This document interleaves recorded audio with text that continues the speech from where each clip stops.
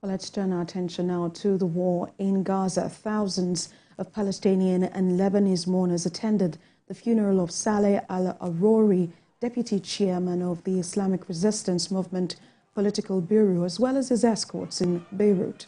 They were killed in a strike on a Hamas office in the Lebanese capital on the 2nd of January, which the movement attributed to Israel. Israeli authorities have barred Palestinians from entering al-Aqsa Mosque in occupied East Jerusalem for the 13th consecutive Friday prayers.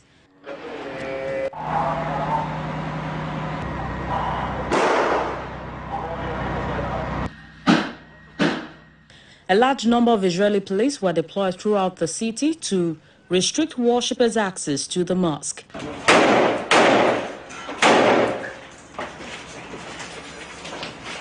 The central Palestine Square neighborhood, located in the heart of Gaza City, witnessed the destruction of majority of its buildings, either significantly damaged or completely leveled.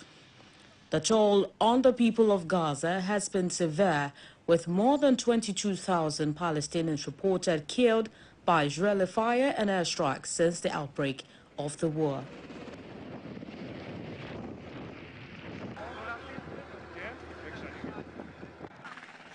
An Israeli airstrike carried out on the 4th of January targeted Hezbollah in and out of southern Lebanon's Maroun al-Ras, according to the IDF. Images show special documentation of evacuation of wounded from the combat zone by rescue helicopters and 669 fighters. The teams put the wounded on the helicopter, securing the place and continuing medical treatment until they arrive at the hospitals in Israel. Hundreds of ceasefire activists on Wednesday interrupted California lawmakers' return to the capital, forcing the state assembly to adjourn for the afternoon. The protesters filled the chamber's gallery and began chanting and singing "Ceasefire now," soon after the assembly gaveled open its first floor session of the year.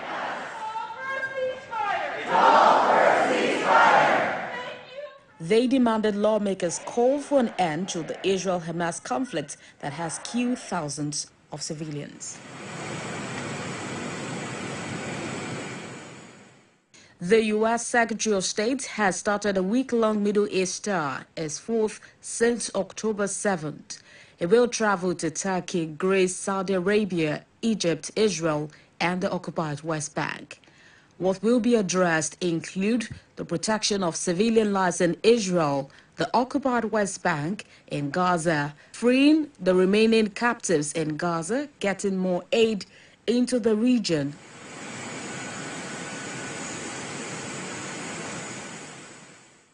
Israel Defense Minister Yoav Gallant outlined plans for the next phase of the war, including the fact that Hamas will no longer control Gaza and Palestinian bodies will be in charge of running the enclave.